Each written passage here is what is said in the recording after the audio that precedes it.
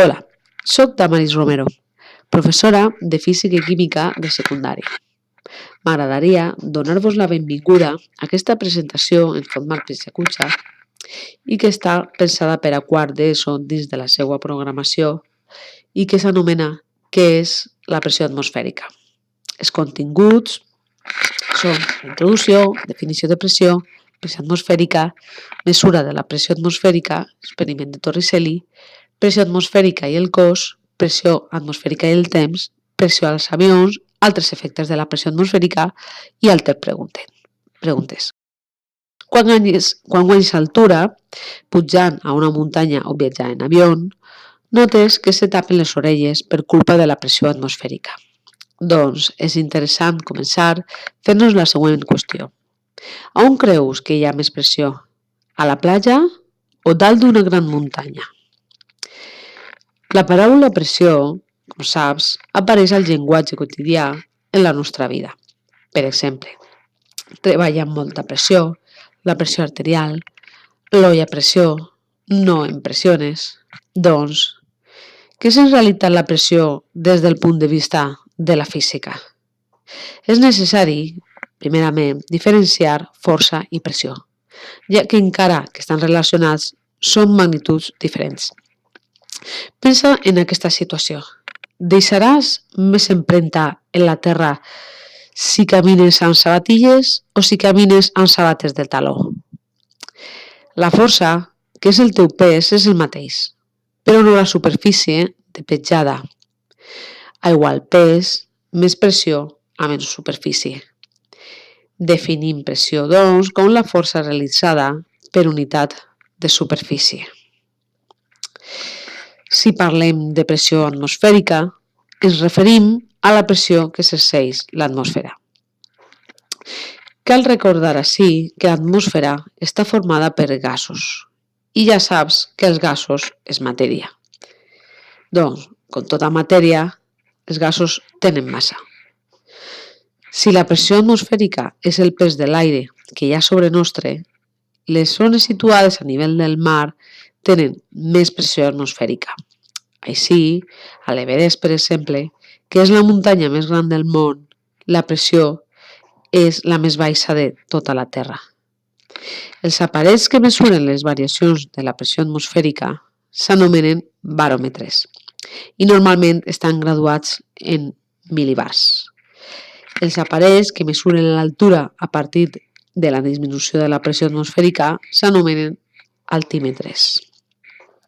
La pressió, tot i que varia amb l'altura i a la temperatura de l'aire a nivell del mar, el seu valor oscil·la al voltant del 101.300 pascals. Aquest valor constitueix també una altra unitat de pressió, anomenada atmosfera. Una altra unitat és mil·límetres de mercuri. Torricelli va omplir un tubo d'1 metre amb mercuri i el va invertir sobre una cubeta de mercuri.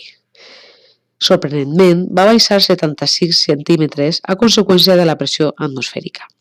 760 mil·límetres de mercuri equival a una atmosfera, que és la pressió al nivell del mar. Ara podem explicar la influència de la pressió en el nostre cos quan pugem a gran altitud.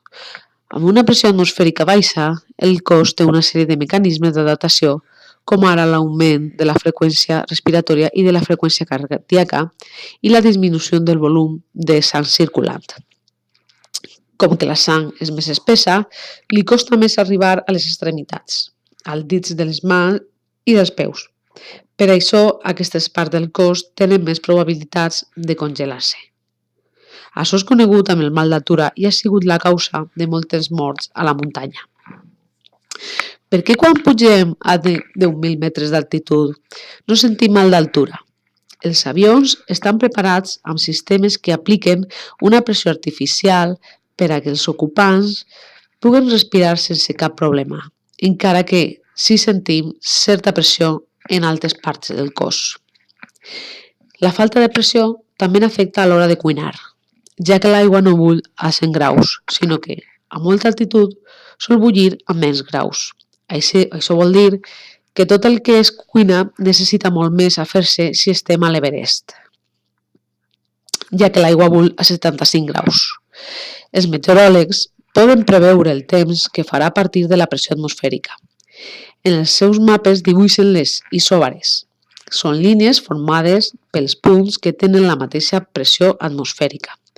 Aquestes línies delimiten zones d'altes pressions i zones de baixes pressions. Quan la pressió atmosfèrica d'una zona de terra disminueix, l'aire més calent que està en contacte amb la superfície terrestre ascendeix a causa de la seva densitat més petita i pot donar lloc a la formació de núvols. Per això, les baixes pressions van acompanyades normalment de mal temps. En canvi, les zones d'altes pressions impulsen els núvols cap a zones de pressió més baixa i no deixen pujar l'aire calent de la superfície. Per això, acostumen a anar acompanyades de dies assolellats i calitja.